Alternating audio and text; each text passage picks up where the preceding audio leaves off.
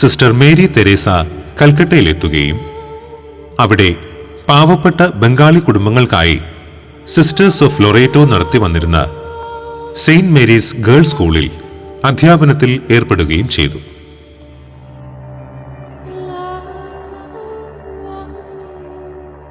1937 May മാസം 24-ാം തീയതി Sister Mary Teresa Mother Teresa എന്ന നാമത്തിന് അർഹയായി. 1946 സെപ്റ്റംബർ 10 ഹിമാലയൻ താഴ്വരകളിൽ ധ്യാനത്തിനായി തീവണ്ടിയിൽ സഞ്ചരിക്കുന്ന വേളയിലാണ് മദറിന്റെ ജീവിതം മാറ്റിമറിച്ച രണ്ടാമത്തെ ദൈവവിളി ഉണ്ടാകുന്നത്.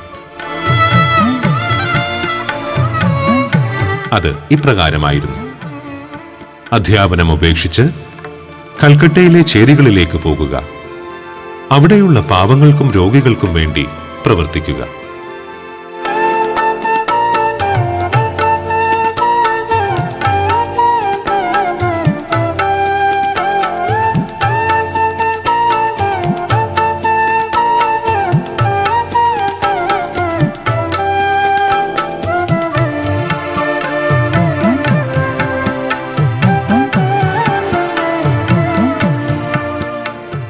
എന്നാൽ മഠം വിട്ടുപോകുവാനുള്ള അനുമതിയില്ലാതിരുന്ന മദറിന് ഒരു വർഷത്തിനു ശേഷം 1948 ജനുവരിയിൽ ദൈവവിളിക്ക് അനുസൃതമായി പ്രവർത്തിക്കുവാൻ മഠത്തിൽ നിന്നും അനുമതി ലഭിച്ചു. അങ്ങനെ മദർ തെരേസ സിസ്റ്റേഴ്സ് ഓഫ് ലൊറേറ്റോയിൽ നിന്നും പുറത്തിറങ്ങി. സമൂഹത്തിലെ അശരണർക്കായി മദർ തെരേസ ജീവിതം ഒഴിഞ്ഞുവെക്കുവാൻ തീരുമാനിച്ചു.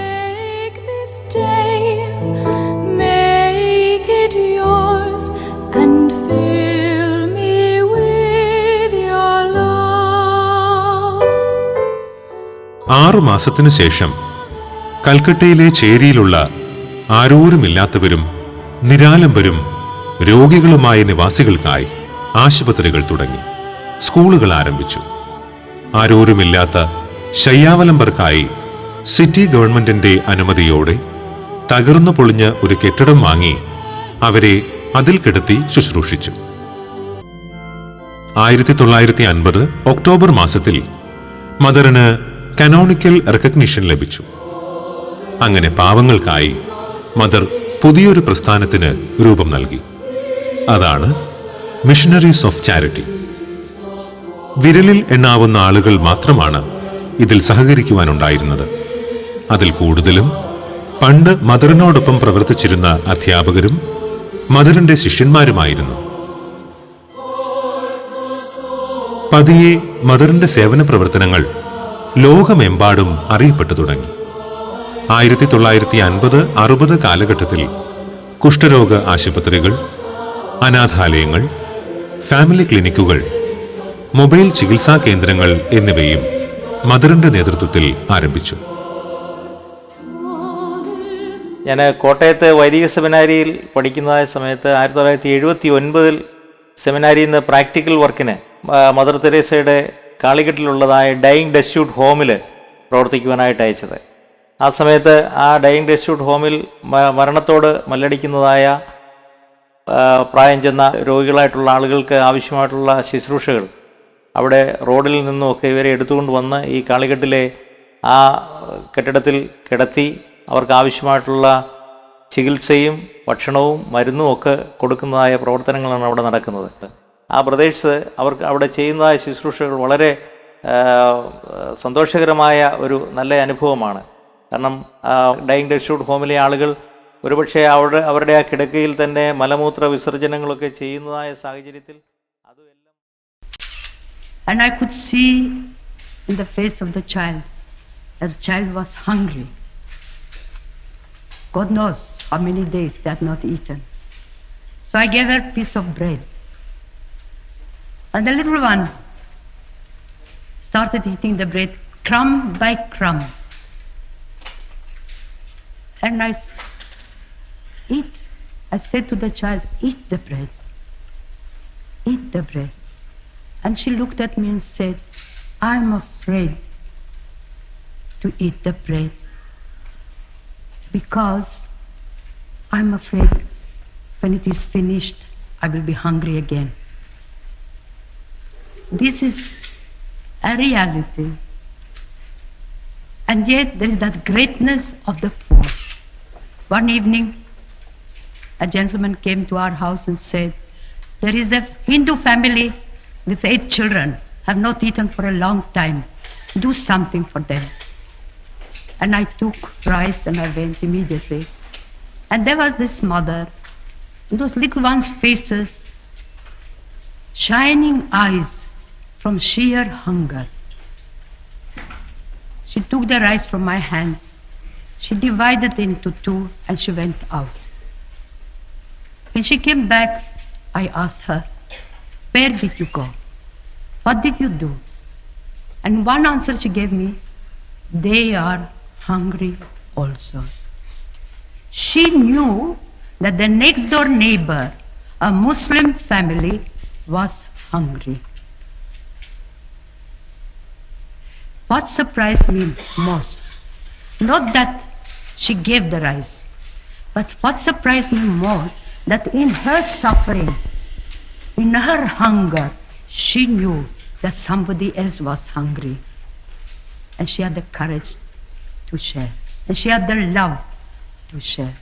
And this is what I want you to love the poor.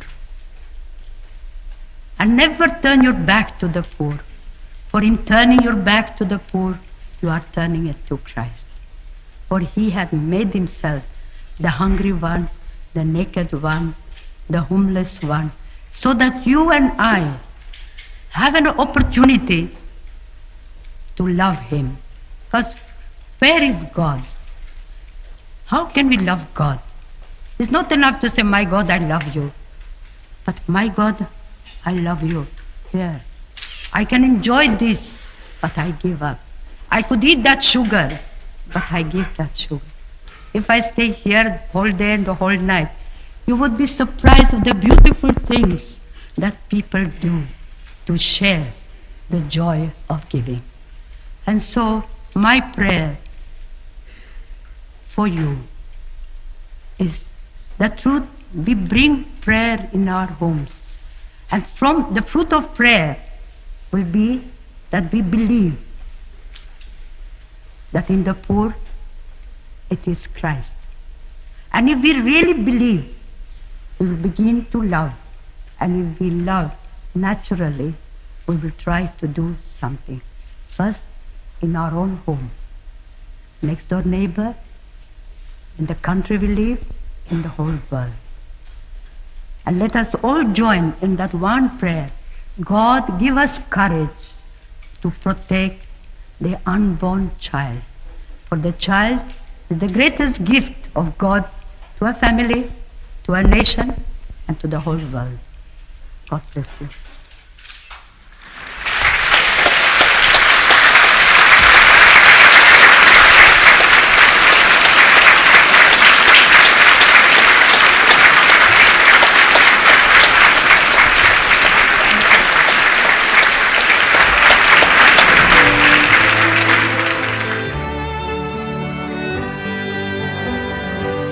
അക്ഷീണവും വിശ്രമമില്ലാത്തതുമായ യാത്രകൾ മദറിന്റെ ഹൃദയം, ശ്വാസകോശം, വൃക്ക തുടങ്ങിയ അവയവങ്ങൾക്ക് പതിയെ നാശം സംഭവിക്കുവാൻ കാരണമായി. ഒടുവിൽ 1997 സെപ്റ്റംബർ 5 87-ാം വയസ്സിൽ ആയിരങ്ങളുടെ കണ്ണീരൊപ്പി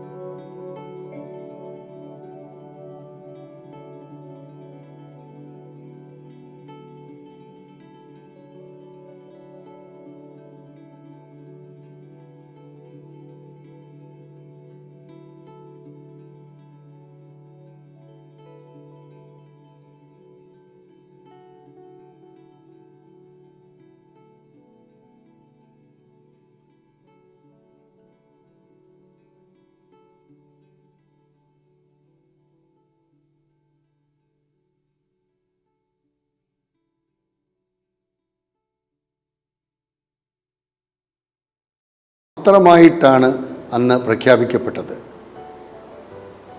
അൽഫോൺസാമ്മയുടെയും ചാവറപ്പിതാവിൻ്റെയും യൂപ്രസ്യാമ്മയുടെയും ഒക്കെ കാനനൈസേഷനിൽ നിരവധി ആളുകളുടെ കാനനൈസേഷൻ പ്രോസസ്സാണ് അവിടെ നടന്നത്, പ്രഖ്യാപനമാണ് നടന്നത്.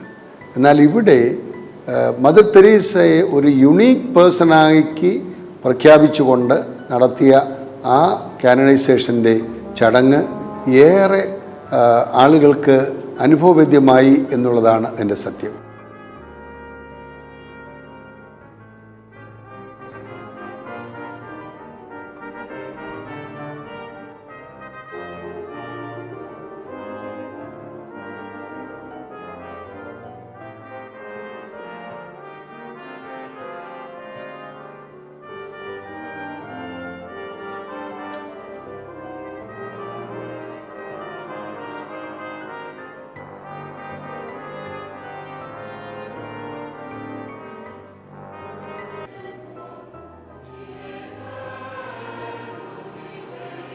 ഈ അമ്മ ലോകത്ത് എല്ലാവരുടെയും അമ്മയായിട്ട് മാറുവാൻ ഭാഗ്യം സിദ്ധിച്ചു എന്നുള്ളതാണ്.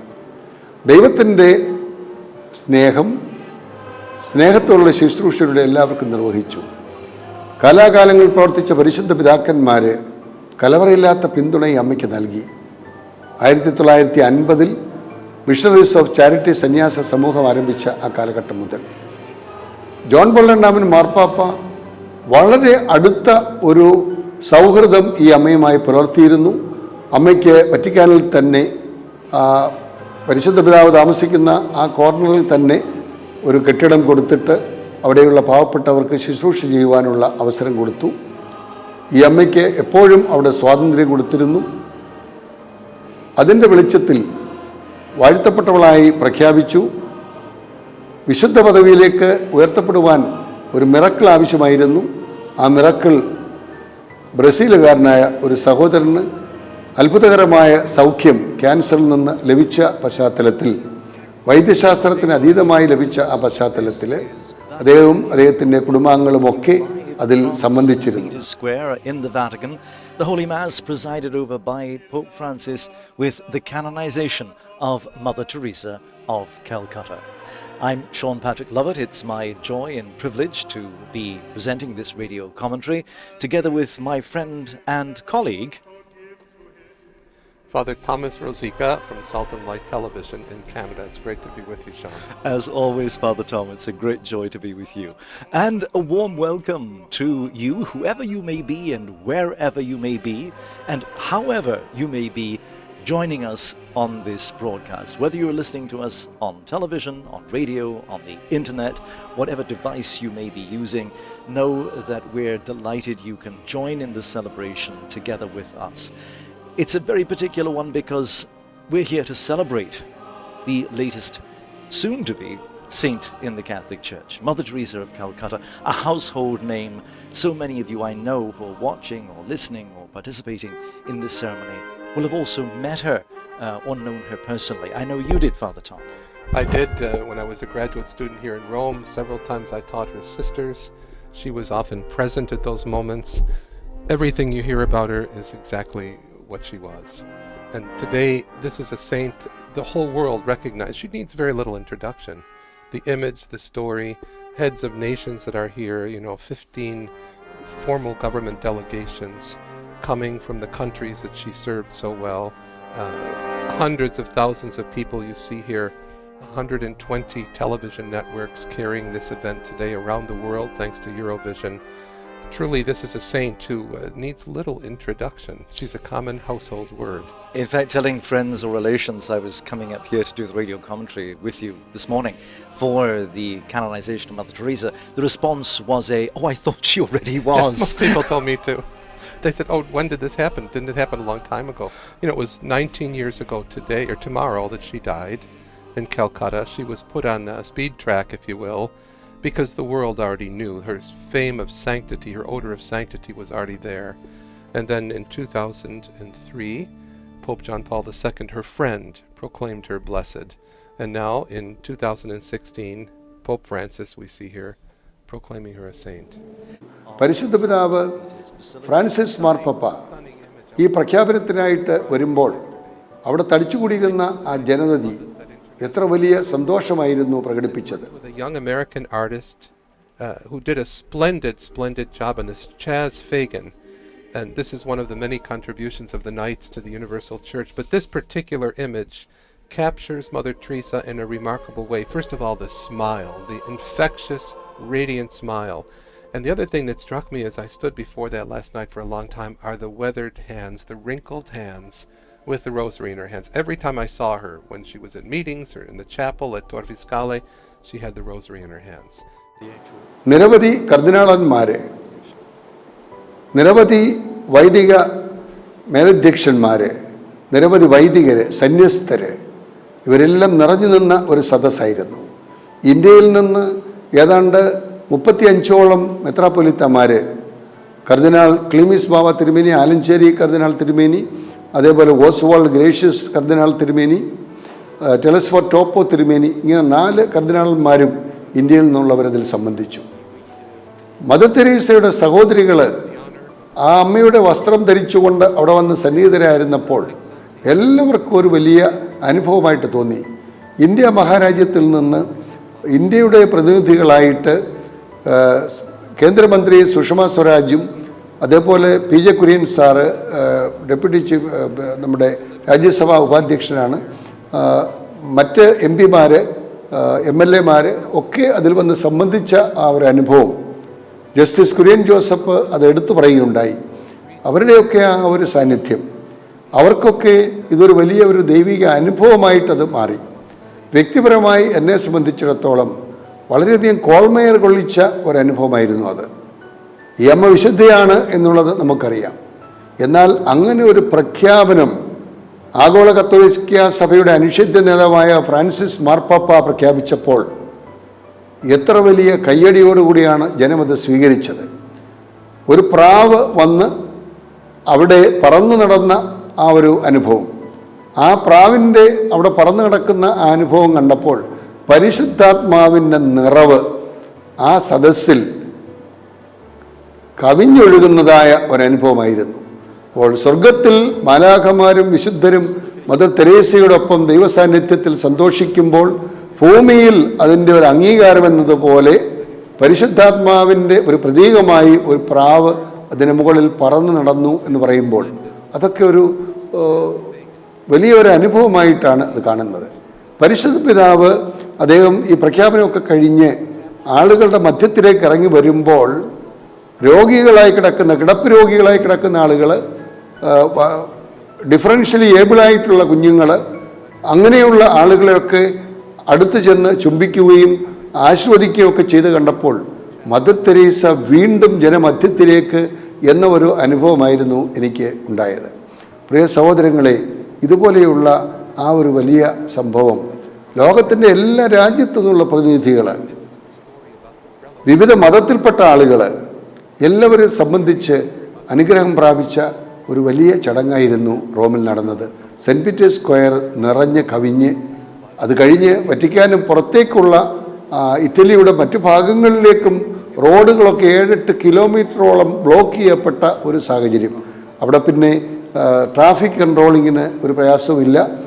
നിരവധി റോഡുകളുണ്ട്. എല്ലാ റോഡുകളും റോമിലേക്കെന്ന് പറഞ്ഞതുപോലെ അവിടെ ധാരാളം റോഡുകളുണ്ട്. ആളുകൾക്ക് അസൗകര്യമില്ലാത്ത രീതിയിൽ പോകാം. ഇതിൽ സംബന്ധിക്കുന്നവർക്ക് ക്ലോസ് സർക്യൂട്ട് TV ഒക്കെ കൊടുത്ത് അവരവർ നിൽക്കുന്ന സ്ഥലത്ത് നിന്ന് തന്നെ അത് കാണുവാനും അനുഭവിക്കുവാനുമുള്ള വലിയൊരു അവസരമായിരുന്നു. വിശുദ്ധ കുർബാന ഏറെ ശ്രേഷ്ഠമായ രീതിയിൽ അത് നടത്തി. എല്ലാ ഭാഷയിലുമുള്ള ഗാനങ്ങൾ അവിടെ ആലപിച്ചു. ഇന്ത്യയുടേതായ നല്ല ഒരു പ്രാതിനിധ്യം അവിടെ ഉണ്ടായിരുന്നു. അതിലേറെ ഞാൻ സന്തോഷിക്കുന്നു. I stand here before you telling everybody how much we need to celebrate Mother Teresa's life. Thank you.